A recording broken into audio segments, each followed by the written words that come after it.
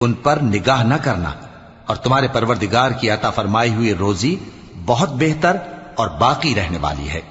और अपने घर वालों को नमाज का हुक्म करो और उस पर कायम रहो।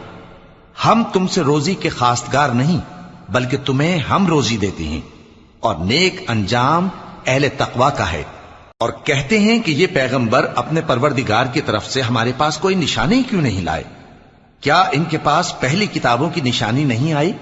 और अगर हम इनको पैगंबर के भेजने से पेशतर किसी अजाब से हलाक कर देते तो ये कहते कि ऐ हमारे परवरदिगार, तूने हमारी तरफ कोई पैगंबर क्यों ना भेजा कि हम जलील और रुस्वा होने से पहले तेरे अहकाम की पैरवी करते।